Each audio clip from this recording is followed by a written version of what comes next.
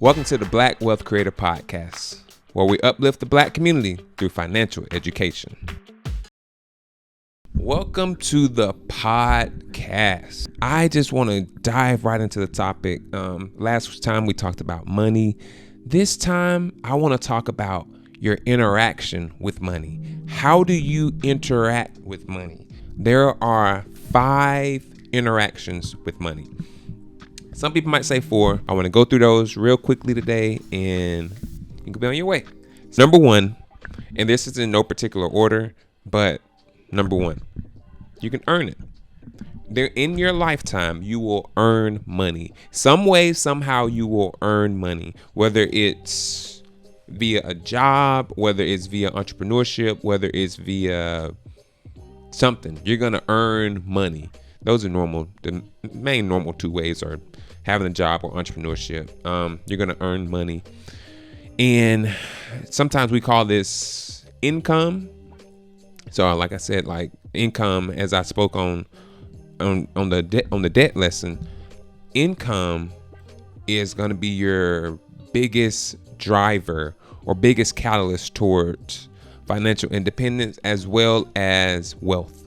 So to get and whatever your definition of wealth is, might be 250,000 in the bank, might be 200 million in the bank. So whatever you say, like, okay, this is the wealth path that me and my family are going to take throughout my lifetime. I'm aiming for this goal. Your income is going to be your biggest catalyst. And a lot of times in poverty-stricken areas or poverty areas, income is the biggest problem.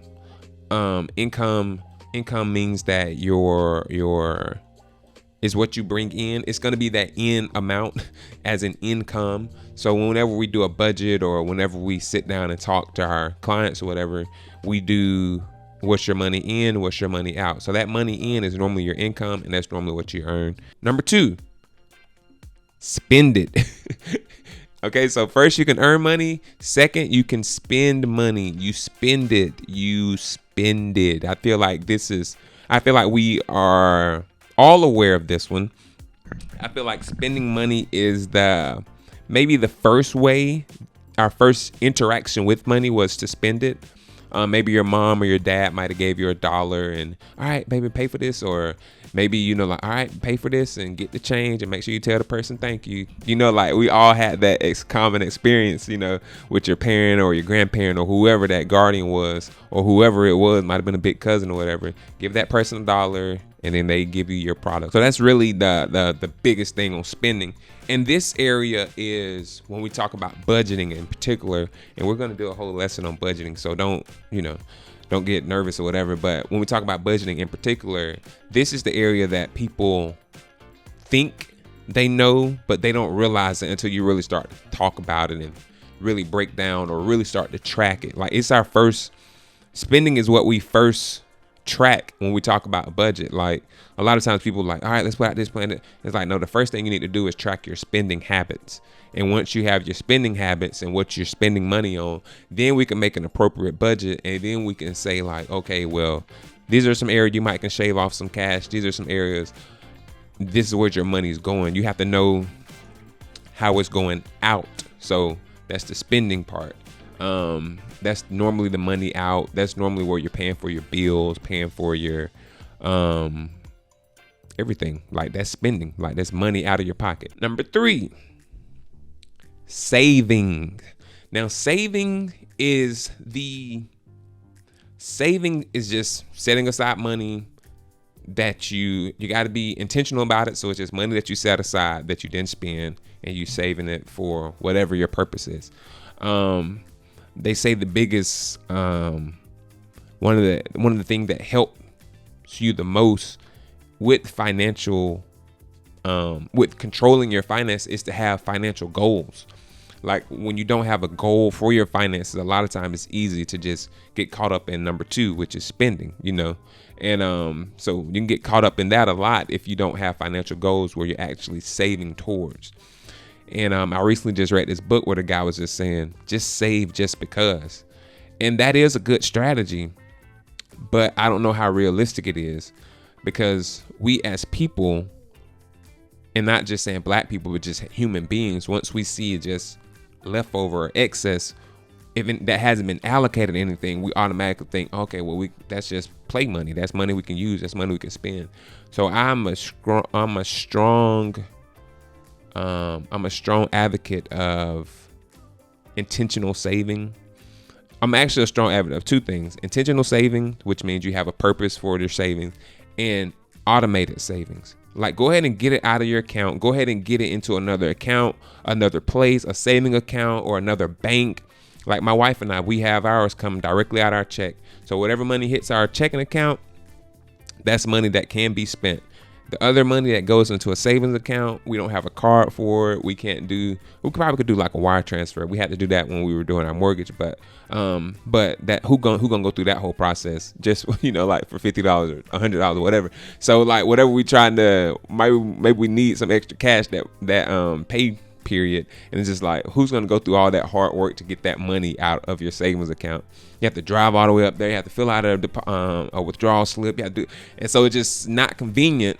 So therefore, you just put more effort into taking from your savings. And once you put those type of things in, then it's a lot easier for you to like, well, man, I ain't gonna go through all that. Let me just keep that money saved, and I ain't even gotta go to the store today. So it's just automate your savings and automate it and be intentional with your savings. And so then you'll still start to grow. And then that's when those unexpected events in life that happen, you won't have to turn to, oh, I got to use my credit card. Oh, I got to go get a loan or anything. You can just use your savings that you have saved up. Number 4, investing. So this is where I was saying, some people might say 4, some people might say 3. I mean, some people might say 5. I say 5 interactions with money. Some people might say 4. Some people lump savings and investing into the same pot, but to me, it's completely different. When I'm saving money, I'm not using that money. I'm not touching that money. I don't want to. It doesn't even have to grow like that, other than what I'm putting in there. But when I invest money, investing is the act of allocating resources, normally money, with the expectation of generating income/profit. So investing means you have a strategic plan in place where you're going to get a return on your investments. Maybe you bought a rental property, and maybe you bought it for $30,000, you put $10,000 in, and then now you plan on, when am I going to get a return for this investment? So really, although you put, and it's something that I had to think about recently, because I was like, not recently, but it just hit me one day. I was like, oh, that's how, when you put that money into a rental property, and then even when you put the money that you put to upbuild the rental property, you automatically get your return on investment at that point. In terms of, if I put $40,000 into a rental property, I'm normally that rental property is probably worth $50,000 now. So you almost automatically have that return on investment if you had to sell it that day. But so then rent itself becomes a just money coming in, and that becomes part of that profit/income when you talk about rent coming in from those rental properties. But that's just a simple example of how you invest and how that becomes money. Now, I wouldn't say like, I got $40,000 in savings.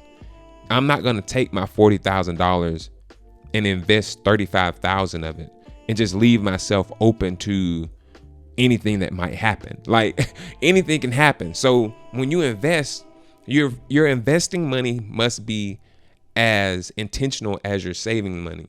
Don't leave yourself open to the market. Don't leave yourself open to chance. Don't leave yourself open to life. That's pretty much what it is. Like, life happens. The engine goes out, the air compressor goes out, the tires go bad, the oil needs changing. So these things happen.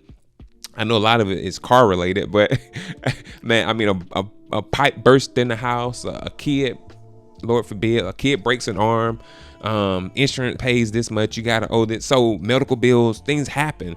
So don't leave yourself susceptible to the market or to life just happening to you. No, like, if you have $30,000 in the bank, I know these are bigger numbers for, I know particularly like where I come from, $30,000 in the bank is huge. I remember growing up, like our pastor, he was like, anybody got $1,000 in the bank? And people all around the church are like looking around like, like for real, that where I grew up at, it just wasn't like that. So anyway, so don't leave yourself susceptible to the market. If you got $30,000 in the bank, if you want to look for a $10,000-$15,000 rental project, okay, and leave yourself the other $10,000 to $15,000 to have for savings, because those rainy days, I mean, it's not if they come, it's when they come. Like even the Bible talks about it, like he just talks about the righteous going through hard times and the Lord bringing them out of them all, but you still gonna go through those hard times. So it's good to have that monetary cushion there. And God's the ultimate cushion, and he's gonna see you through it all. But a lot of times he's made provision, and it's just, I could start preaching, but I'm not going to. So that's number 4, investing. Number 5, the 5th way you can interact with money, and it's probably the most rewarding way to interact with money, and it's probably the most fulfilling way to interact with money, and that's giving it. You can give it away. Like you can give money away, whether it's through charitable donations, whether it's to people in your life who might be going through some changes or might just need a helping hand. And just giving that money away, like I said, it's the most fulfilling. It's the most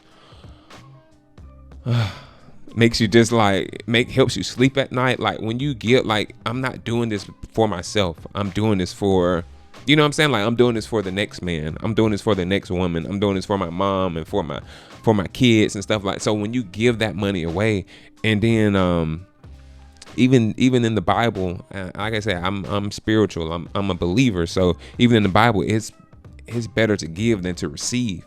So even in the Bible, it teaches us that it's better to give money away than to receive it. And it's like, what does that mean? Well, first of all, my pastor always says, like, the fact that you can give it away means you had to have it at first. And so that's one thing, like, it's better to give than to receive, because that means you already had it in order to give it. So you're already blessed, and so you might as well just give it away. But those are the 5 types of interactions with money. You earn it. We call that income. You spend it. We call that the outflow of money, or the spending of money. You can save it. You can invest it, and you can give it away. Thank you for listening today to the Black Wealth Creator Podcast, where we uplift the Black community through financial education. Remember, getting money is easy, but building wealth takes time and effort. Anybody can do it, especially you. Be blessed.